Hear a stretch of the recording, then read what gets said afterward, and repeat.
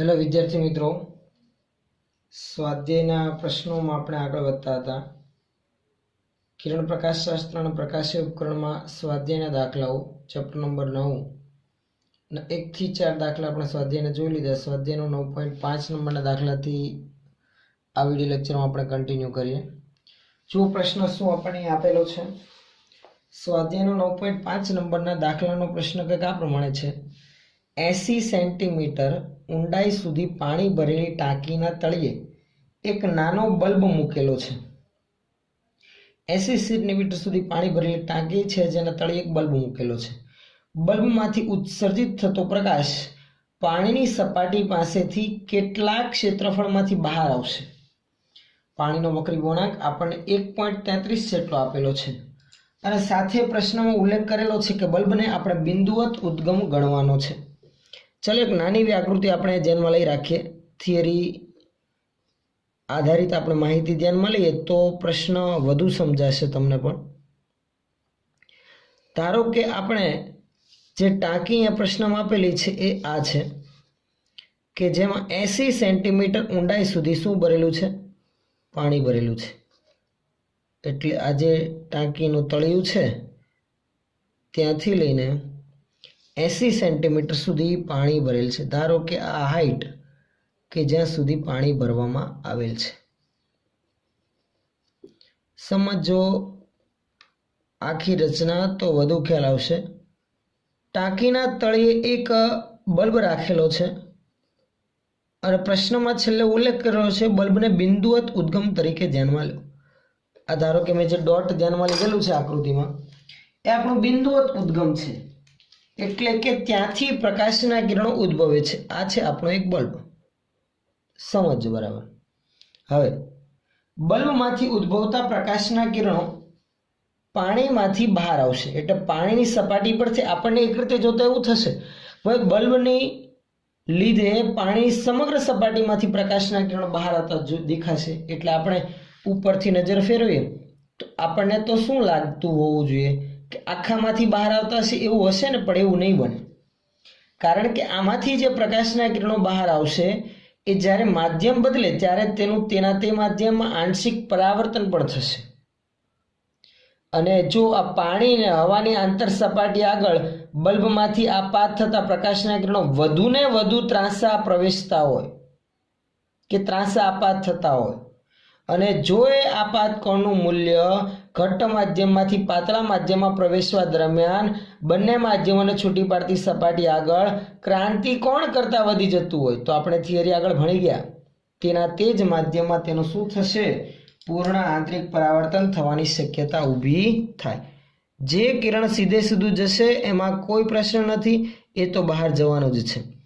પણ જો ત્રાંસુ પ્રકાશનું કિરણ આપાત થતું જાય વધુ ને વધુ તો સ્વાભાવિક રીતે બે માધ્યમોને છૂટી પાડતી સપાટી આગળ આપાત કોણનું મૂલ્ય વધતું જાય. અને જો આપાત કોણનું મૂલ્ય વધતા વધતા કોના કરતાં વધી જાય? ક્રાંતિ કોણ કરતાં વધી જાય. ધારો કે એક પ્રકાશનું કિરણ આ માર્ગે આગળ વધે છે અને એના માટે આ આપાત કોણનું મૂલ્ય, આ આઈનું મૂલ્ય એ કોના કરતાં વધી જાય છે? ગ્રેટર ધેન આઈસી, ક્રાંતિ કોણ કરતાં વધી જાય છે. તો આવા કિસ્સામાં શું થશે? જે પ્રકાશનું કિરણ ઘટ્ટ માધ્યમ એટલે કે પાણીમાંથી બહાર આવવા માગે છે, બહાર નીકળવા માગે છે, તેના તે જ માધ્યમમાં શું થશે? પૂર્ણ આંતરિક પરાવર્તન. જો ક્રાંતિ કોણ આઈસી જેટલા ખૂણે આપાત થાય તો બે માધ્યમોને છૂટી પાડતી સપાટીને સમાંતર બની જાય. એટલે I is equal to IC કે I ગ્રેટર ધેન આઈસી માટે પ્રકાશનું કિરણ બહાર નીકળશે નહીં.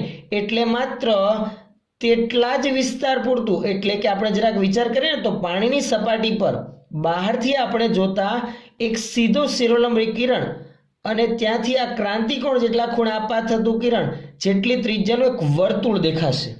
કારણ કે બલ્બમાંથી નીકળતો પ્રકાશ આમ ચોતરફ આગળ વધતો હોય તો એ ચારે તરફથી આગળ વધતા એક પ્રકાશના કિરણના લીધે એક આખું જ વર્તુળ રચાશે કે જે પ્રકાશના કિરણો ક્રાંતિકોણ કરતાં વધુ કોણ આપાત થતા હશે બધા જ એના એ જ માધ્યમમાં પૂર્ણ આંતરિક પરાવર્તન અનુભવશે. એટલે એ બહાર જઈ શકશે નહીં. એટલે અહીંયા પણ આ જે ખૂણો છે ને એ કોના કરતાં વધી ગયો છે? ક્રાંતિકોણ કરતાં વધી ગયો છે. એટલે કે જો I બરાબર IC હોય, I નું મૂલ્ય IC જેટલું હોય અથવા તો IC કરતાં વધી જાય, જો IC જેટલું હોય તો બે માધ્યમોને છૂટી પાડતી સપાટીને કેવું બની જાય? સમાંતર. તો પણ બહાર તો નથી જવાનું ને. ઇન શોર્ટ, આગળના નવા માધ્યમમાં હવામાં જવું જોઈએ નહીં. બે માધ્યમને છૂટી પાડતી સપાટીને સમાંતર અથવા તો એમાં પૂર્ણ આંતરિક પરાવર્તન થવું જોઈએ, તો બહાર નીકળશે નહીં. એ ક્યારથી એવી શરૂઆત થશે? જ્યારે I બરાબર શું થશે? IC. એટલે ધારો કે આ ખૂણો, આ ક્રાંતિકોણ IC જેટલો છે, આ બે માધ્યમને છૂટી પાડતી સપાટીને સમાંતર બને, સહેજ જ વધશે એટલે પૂર્ણ આંતરિક પરાવર્તન. ખ્યાલ આવે છે? તો સીધું એક જે સૂર્ય સમાંતર કિરણ આગળ વધે છે તે તો બે માધ્યમને છૂટી પાડતી સપાટીને લંબરૂપ આપવા થાય, તો એ વળવાનું નથી. તો તે બિંદુથી આ I બરાબર IC જેટલા કોણે આપાત થતા કિરણ માટે એક R ત્રિજ્યાનું એક વર્તુળ રચાય. આ જે વર્તુળ રચાશે એ વર્તુળમાંથી જ પ્રકાશના કિરણો બહાર આવવાના છે. તેની બહારનું એક પણ પ્રકાશનું કિરણ બહારથી આપણને દેખાવાનું નથી. તો આ જે અંતર થશે ને એ ત્રિજ્યા R જેટલું થશે. અને આ જે ઊંડાઈ છે એ તો H જેટલી આપણને આપેલી છે, જે છે કેટલી? 80 સેન્ટીમીટર. તો જે ક્ષેત્રફળમાંથી બહાર આવે એ ક્ષેત્રફળ આપણે મેળવી શકીએ માત્ર વર્તુળની આપણે શું મેળવવાની? ત્રિજ્યા R. તો એના માટે માહિતી આગળ વધારે. સૌથી પહેલા તો ઉલ્લેખ કરી રાખીએ કે પાણીના તળિયે રહેલ બલ્બમાંથી નીકળતા કિરણો જો ક્રાંતિકોણ IC કરતા મોટા ખૂણે આપાત થાય તો પૂર્ણ આંતરિક પરાવર્તન થવાથી બહાર આવવાના નથી. લખી રાખે, પાણીના તળિયે રહેલ બલ્બમાંથી, બલ્બને આપણે O વડે દર્શાવી રાખીએ, નીકળતા કિરણો જો ક્રાંતિકોણ એટલે કે IC જેટલા અથવા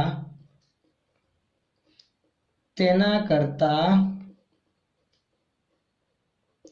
મોટા ખૂણે આપાત થાય તો પૂર્ણ આંતરિક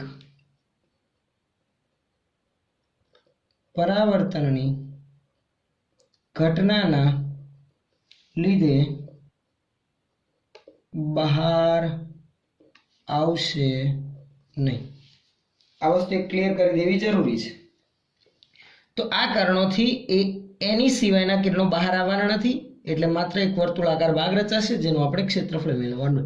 અહીં આકૃતિ પરથી આપણે લખી શકીએ, અહીં આકૃતિ પરથી જો આ ખૂણો IC હોય તો આ પણ ક્રાંતિકોણ જેટલો થશે, IC જેટલો. અને tan IC માટે આપણે અલગ ઉપાડી શકીએ. tan IC બરાબર સામેની બાજુ R ના છેદમાં પાસેની બાજુ H. આપણે તો મેળવવું છે R, આથી આવું થઈ ગયું. R બરાબર H ઇન્ટુ tan IC. જો H છે 80 સેન્ટીમીટર, tan IC માં IC મેળવવાનું છે, આથી ક્રાંતિકોણની ગણતરી કરવાની છે. ટૂંકમાં આપણને સમીકરણ ખબર છે, કોઈ પણ ઘટ માધ્યમમાંથી પ્રકાશનું કિરણ બહાર પાતળા માધ્યમમાં આવતું હોય તો બે માધ્યમોને છૂટી પાડતી સપાટી આગળ ક્રાંતિકોણ IC બરાબર આપણે આ રીતે મેળવતા હતા sin ઇનવર્સ 1/n. માધ્યમનો અવકરી ગુણાંક n 1.33 છે. sin ઇનવર્સ 1/1.33, 1/1.33 એટલે 0.75 આવશે. sin inverse 0.75.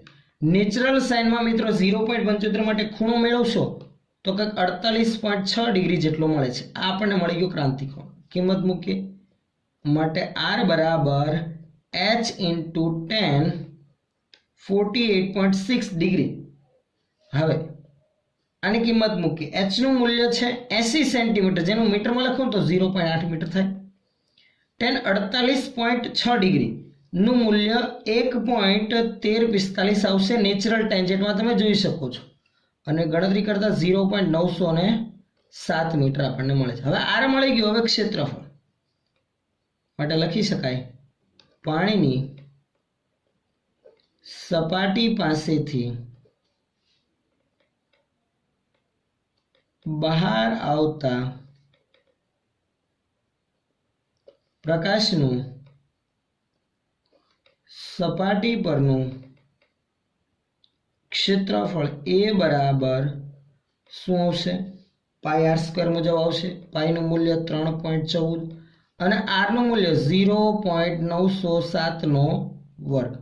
માટે ક્ષેત્રફળ એ બરાબર 2.6 મીટર સ્ક્વેર જેટલો આપણને પરિણામ મળે છે, જે થશે આપણો આન્સર. ચાલો નેક્સ્ટ પ્રશ્ન જુઓ. સ્વાધ્યાયનો 9.6 નંબરનો પ્રશ્ન. પ્રશ્ન કંઈક આ પ્રમાણે આપણને આપેલો છે, એકદમ સરળ છે, સમજો. અજ્ઞાત વક્રી ગુણાંક ધરાવતા કાચમાંથી, એટલે કાચના માધ્યમનો વક્રી ગુણાંક આપણને આપેલો નથી, એક પ્રિઝમ બનાવેલ છે. ધારો કે અજ્ઞાત વક્રી ગુણાંક n કાચ માટે g છે, ગ્લાસનો વક્રી ગુણાંક, બરાબર. તેની એક સપાટી પર પ્રકાશનું સમાંતર કિરણ જૂથ આપાત કરવામાં આવે છે. એ પ્રિઝમની એક બાજુની સપાટી પર એક સમાંતર પ્રકાશનું કિરણ જૂથ આપાત કરવામાં આવે. લઘુત્તમ વિચલન કોણ 40 ડિગ્રી મળે છે. લઘુત્તમ વિચલન કોણ એટલે કે ડેલ્ટા એમ 40 ડિગ્રી આપણને મળે છે. પ્રિઝમના દ્રવ્યનો વક્રી ગુણાંક આપણે શોધવાનો છે. શેની ગણતરી કરવાની કીધેલી છે? પ્રિઝમના દ્રવ્યનો વક્રી ગુણાંક. સાથે બીજી પણ ગણતરી છે. પ્રિઝમનો વક્રતાકારક કોણ એટલે કે પ્રિઝમ કોણ 60 ડિગ્રી છે. જો આ પ્રિઝમને 1.33 વક્રી ગુણાંક ધરાવતા પાણીમાં મૂકવામાં આવે તો સમાંતર કિરણ જૂથ માટે વિચલન કોણ શોધો. એટલે બીજામાં એવું કીધું છે, પહેલામાં એવો નથી ઉલ્લેખ કરેલો કે આ પ્રિઝમ ક્યાં રાખેલ છે, એવો કોઈ ઉલ્લેખ નહીં હોય તો બહારના હવાવાળા માધ્યમમાં હશે, એટલે પ્રિઝમની બહારનું માધ્યમ હવા. પછી એના એ જ પ્રિઝમને જો પાણીમાં મૂકવામાં આવે તો સમાંતર કિરણ જૂથ માટે વિચલન કોણ કેટલું હશે એ આપણે મેળવવાનું છે. લઘુત્તમ વિચલન કોણ કેટલું એ આપણે ગણવાનું છે. પણ સૌથી પહેલા તો જ્યારે હવામાં છે ત્યારનો લઘુત્તમ વિચલન કોણ છે, પ્રિઝમના દ્રવ્યનો વક્રી ગુણાંક મેળવો. મિત્રો, પ્રિઝમ વાળી થિયરી આપણે ભણી ગયા.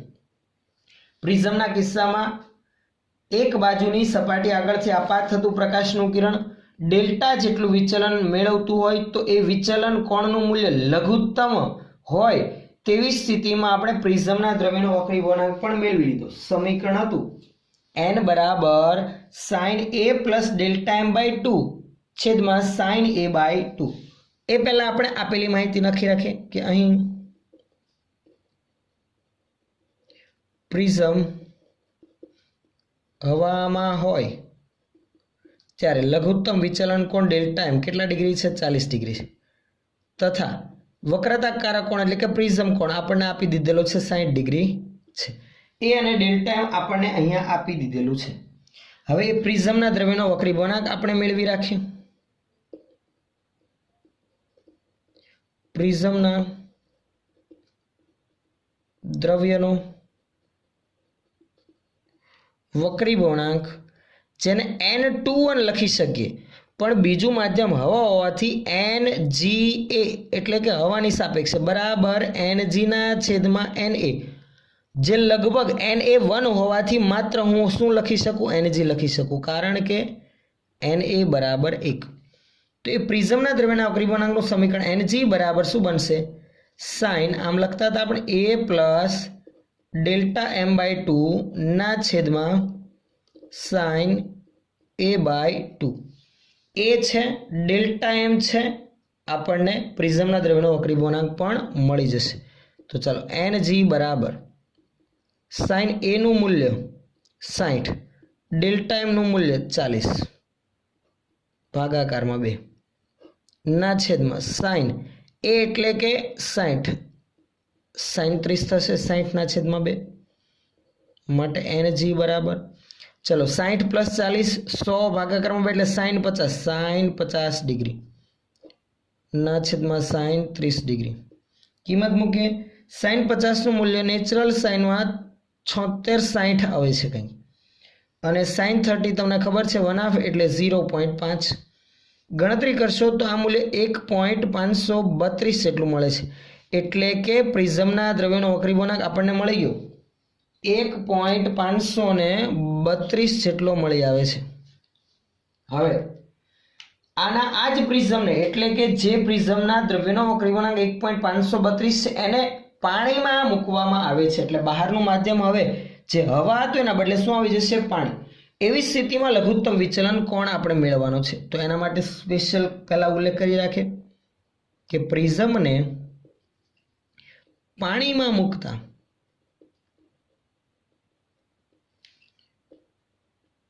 વિચલન કોણ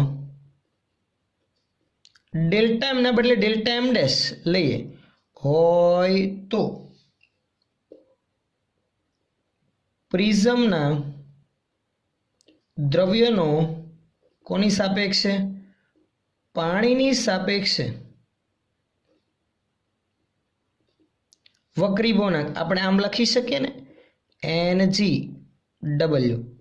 NGના છેદમાં NW જો NW છે પાણીનો વક્રીભવનાંક 1.33 NG આપણને મળી ગયું 1.532 બરાબર આ NGW એટલે જ આ સમીકરણ આપણું પણ અહીંયા ડેલ્ટા એમના બદલે વિચલન કોણ ડેલ્ટા એમ ડેશ છે બરાબર સમીકરણ લાગુ પડે sine A plus delta m dash by 2 ના છેદમાં સાઇન A બાય 2 ચલો હવે કિંમત મૂકીએ ધ્યાન આપજો બરાબર NG નું મૂલ્ય 1.532 છેદમાં NW 1.33 બરાબર sine A plus delta m dash by 2 છેદમાં સાઇન A બાય 2 એ છે 60 તો સાઇન 30 પહેલા આ બધા જ જ્ઞાત મૂલ્યોની ગણતરી કરી રાખીએ આથી થશે આવું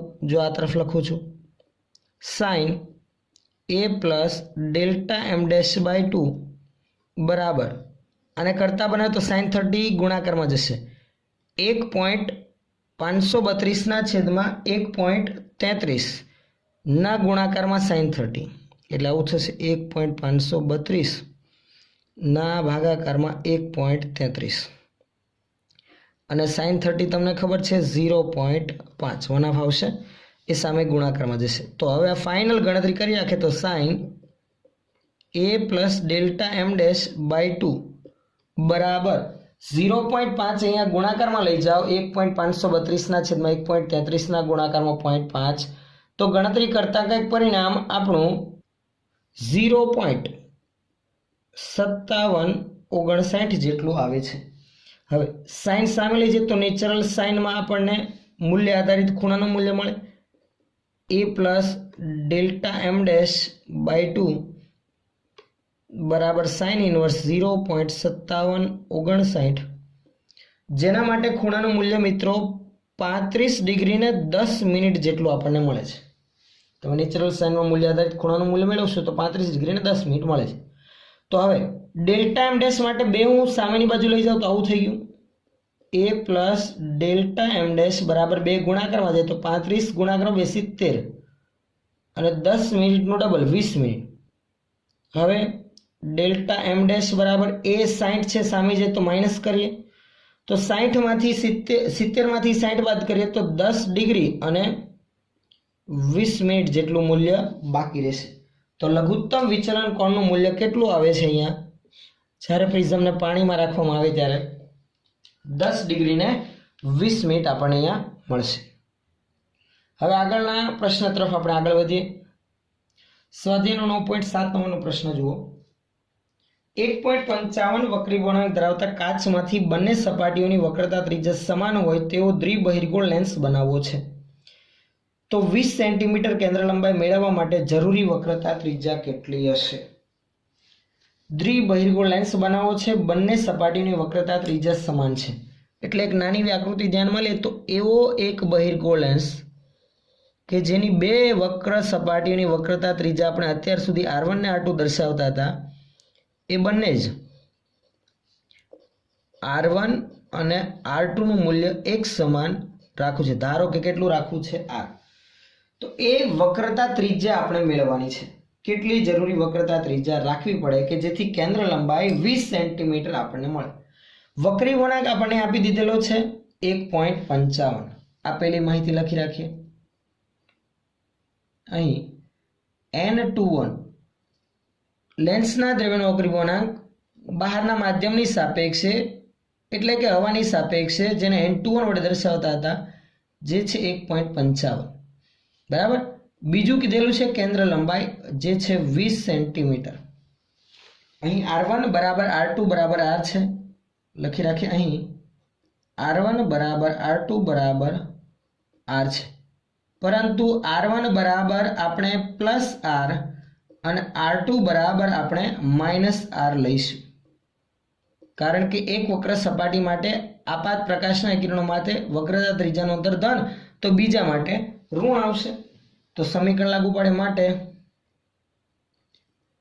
લેન્સ મેકર્સ મુજબ સમીકરણ તો લેન્સ મેકર્સનું 1/f બરાબર n21 -1 × 1/r1 -1/r2, R1 plus R, R2 minus R, તો આ પદ બનશે આવું 1/f બરાબર n21 -1 1/r plus minus minus થઈ જશે 1/r, R2 માઇનસ લખતા 1/r plus 1/r 2/r 1/f બરાબર n21 -1 × 2/r.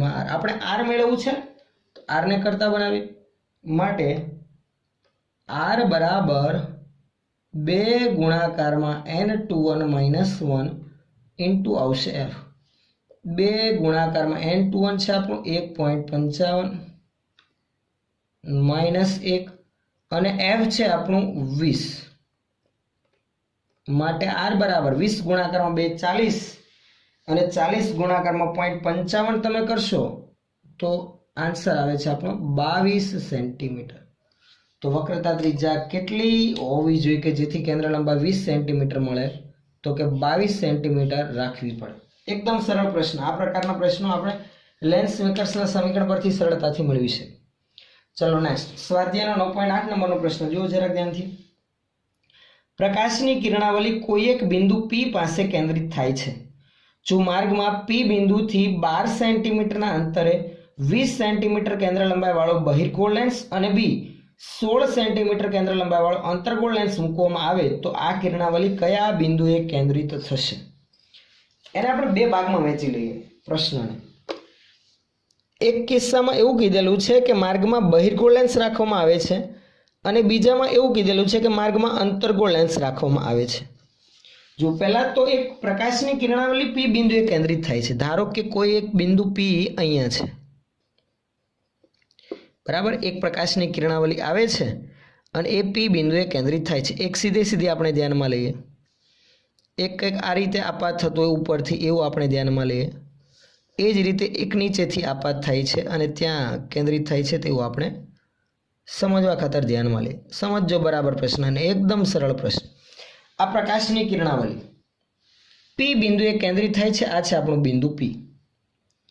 જો માર્ગમાં P બિંદુથી 12 સેન્ટીમીટરના અંતરે, આનાથી 12 સેન્ટીમીટરના અંતરે પહેલા રાખવાનો છે 20 સેન્ટીમીટર કેન્દ્ર લંબાઈ વાળો બહિર્ગોળ લેન્સ, તો P થી 12 સેન્ટીમીટરના અંતરે હું એક બહિર્ગોળ લેન્સ રાખી દઉં છું. ધારો કે આ છે આપણો ધ્યાનમાં લીધેલો બહિર્ગોળ લેન્સ, જે રાખેલો છે કેટલા અંતરે?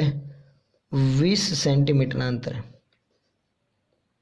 સોરી 20 નહીં, 12 સેન્ટીમીટરના અંતરે આપણે બહિર્ગોળ લેન્સ રાખેલો છે. લેન્સની કેન્દ્ર લંબાઈ 20 સેન્ટીમીટર છે, માય મિસ્ટેક. 12 સેન્ટીમીટર જેટલું P બિંદુથી અંતર છે લેન્સનું. લેન્સની કેન્દ્ર લંબાઈ છે 20 સેન્ટીમીટર. એ જ રીતે બીજા કિસ્સામાં એવી જ કિરણાવલી P બિંદુએ કેન્દ્રિત થાય છે, પણ ફરક એટલો છે હવે માર્ગમાં બહિર્ગોળ નહીં 16 સેન્ટીમીટર કેન્દ્ર લંબાઈ વાળો અંતર્ગોળ લેન્સ મૂકવાનો છે. તો એવી જ એક આકૃતિ હું આ બાજુ પણ ધ્યાનમાં લઈ લઉં અને આકૃતિ સમજશો ને તો પ્રશ્ન ફટાફટ સમજાશે. એટલા માટે જ આપણે આકૃતિ પહેલા ધ્યાનમાં લઈએ છીએ. આ P બિંદુએ કિરણાવલી કેન્દ્રિત થતી જતી માર્ગમાં રાખ્યો કયો લેન્સ? તો કે 12 સેન્ટીમીટર અંતરે માર્ગમાં રાખી દીધો બહિર્ગોળ લેન્સ. સોરી, બહિર્ગોળ પહેલામાં, બીજામાં રાખેલો છે આપણે અંતર્ગોળ લેન્સ. અંતર્ગોળ લેન્સની કેન્દ્ર લંબાઈ છે 16 સેન્ટીમીટર. આ અંતર પણ અહીંયા આપણને આપી દીધેલું છે 12 સેન્ટીમીટર છે. દેખાય છે? હવે જરાક ધ્યાન આપજો. જો માર્ગમાં બહિર્ગોળ લેન્સ રાખીશું તો એ શું કરશે? પ્રકાશના કિરણોને હજુ વધારે વાળશે. વધુ કેન્દ્રિત કરશે, એટલે P ના બદલે એના કરતાં ઓછા અંતરે કેન્દ્રિત થશે.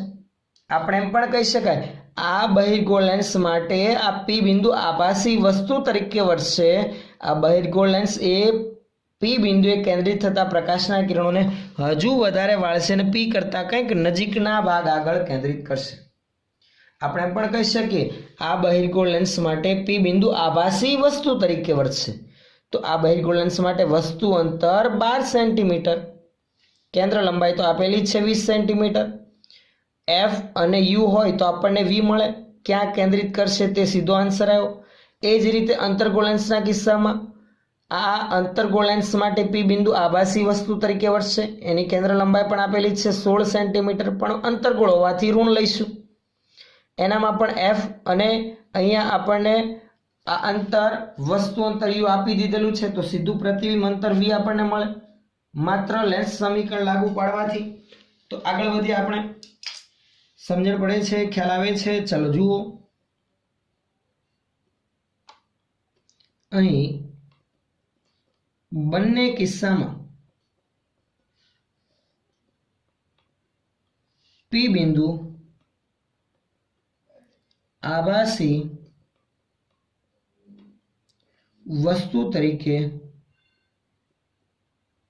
વર્તશે. આથી પહેલા કિસ્સા માટે આપણે ધ્યાનમાં લઈએ. માર્ગમાં 12 સેન્ટીમીટર અંતરે બહિર્ગોળ લેન્સ રાખતા U બરાબર 12 સેન્ટીમીટર આવશે. પ્રકાશના કિરણો આ બાજુથી આવે છે એટલે વસ્તુ અંતર U તો ધન જ છે, તો U બરાબર +12 સેન્ટીમીટર તથા બહિર્ગોળ લેન્સ હોવાથી અહીં F બરાબર, જેની કેન્દ્ર લંબાઈ આપણને આપેલી છે 20, બહિર્ગોળ લેન્સની કેન્દ્ર લંબાઈ ધન હોય તો +20 સેન્ટીમીટર. માટે લેન્સનું સમીકરણ -1/u + 1/v બરાબર 1/f મુજબ આપણે 1/v કરતા બનાવીએ તો 1/f + 1/u સાદરૂપ આપીએ તો u + f ના છેદમાં uf થશે ને. હવે આમાંથી v ને કરતા બનાવું તો uf ના છેદમાં u + f. ચલો u અને f બંને છે 12 ગુણાકારમાં 20 છેદમાં 12 + 20. ગણતરી કરશો તમે 12 ગુણાકારમાં 20 તો આ 240 થયું, છેદમાં થશે 32 અને સાદરૂપ આપતા આપણો ફાઇનલ આન્સર આવશે 7.5 સેન્ટીમીટર. જે ધન આવે છે એટલે કે બહિર્ગોળ લેન્સથી આ P બિંદુ જ્યાં હતું તેના કરતાં ઓછા એવા 7.5 અંતરે કેન્દ્રિત થશે. P' અહીંયા આપણને મળશે. આ પ્રકાશના કિરણો હજુ વધારે વિચલન અનુભવશે બહિર્ગોળ લેન્સના લીધે અને 7.5 સેન્ટીમીટરના અંતરે જ કેન્દ્રિત થઈ જવાના છે. આપણો આન્સર બનશે. માટે લખી રાખીએ બહિર્ગોળ લેન્સ દ્વારા આ કિરણાવલી લેન્સથી 7.5 સેન્ટીમીટર અંતરે કેન્દ્રિત થશે. ચલો બીજા ભાગ માટે આપણે બી માટે હવે આગળ વધીએ. એમાં અંતર્ગોળ લેન્સ છે જેની કેન્દ્ર લંબાઈ 16 સેન્ટીમીટર છે. લખી રાખીએ માર્ગમાં 12 સેન્ટીમીટર અંતરે અંતર્ગોળ લેન્સ રાખતા વસ્તુ અંતર u તો 12 સેન્ટીમીટર છે, એના માટે પણ ધન જ, કેમ કે પ્રકાશના કિરણો આ બાજુથી જ આવે છે તો એ તરફના અંતરો ધન.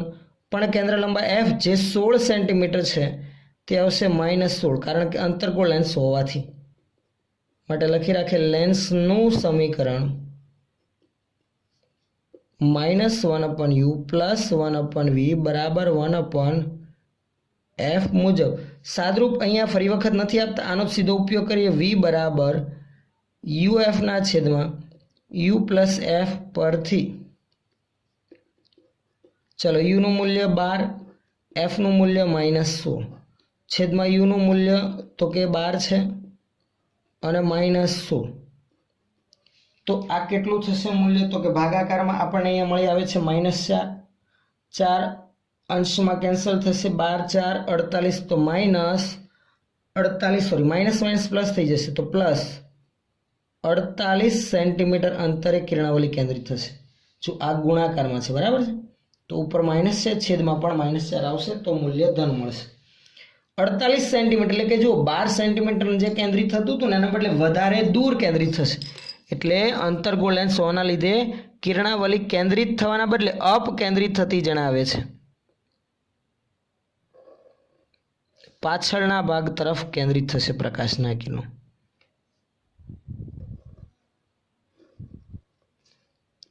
આ બિંદુને આપણે અહીંયા નામ આપીએ P'. લખી રાખીએ, ઉલ્લેખ કરી રાખીએ. અંતર્ગોળ લેન્સ દ્વારા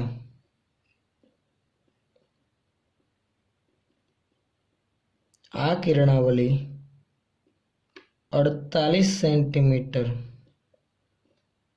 અંતરે કેન્દ્રિત થશે. ઓકે, જે થશે આપણો આન્સર. તો અહીંયા આપણે અટકાવીએ છીએ. નેક્સ્ટ જ્યારે આપણે પાછા મળીશું ત્યારે સ્વાધ્યાયના બાકીના પ્રશ્નોથી આપણે આગળ વધીશું.